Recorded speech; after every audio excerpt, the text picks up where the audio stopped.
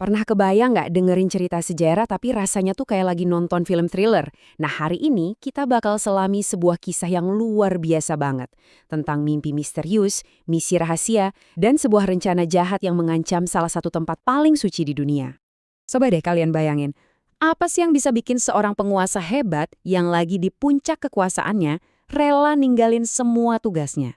Cuma gara-gara sebuah mimpi. Jelas ini bukan mimpi biasa dong.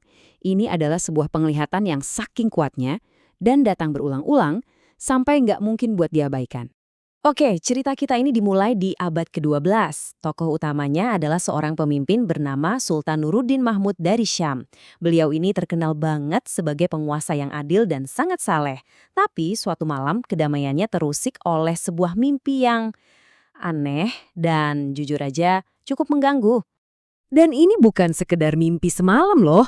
Penglihatan yang sama persis muncul lagi. Bukan cuma sekali atau dua kali, tapi 3 malam berturut-turut. Wah, kalau udah gini sih bukan kebetulan lagi ya.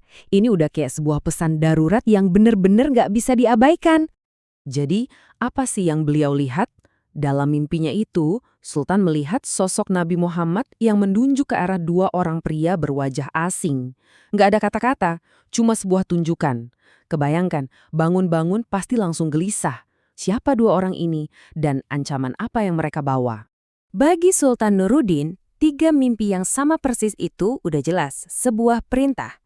Tanpa ragu, beliau langsung mengumpulkan rombongan kepercayaannya dan memulai perjalanan yang cukup berbahaya dari Syam ke kota suci Madinah. Jadi ini bukan sekedar ziarah biasa, ini adalah misi investigasi kerajaan yang dipicu oleh sebuah penglihatan. Sekarang coba deh posisikan diri kita jadi sultan. Kita sampai di Madinah, sebuah kota yang super ramai, penuh penduduk dan peziarah dari mana-mana. Gimana caranya coba menemukan 2 wajah asing yang cuma pernah kita lihat di dalam mimpi? Ini beneran kayak nyari jarum di tumpukan jerami, tapi dengan taruhan yang jauh lebih besar. Tapi, Sultan Nuruddin ini bukan penguasa biasa. Beliau seorang ahli strategi. Bukannya mengumumkan misinya ke semua orang, beliau justru menggelar jamuan makan malam untuk seluruh penduduk kota. Tujuannya? Berharap bisa menemukan 2 wajah misterius itu di tengah kerumunan. Tapi setelah semua orang datang dan pergi, hasilnya nihil. Pencariannya udah kayak mau buntu nih. Sampai akhirnya seorang pejabat bilang kalau ada 2 peziarah yang nggak hadir di jamuan makan.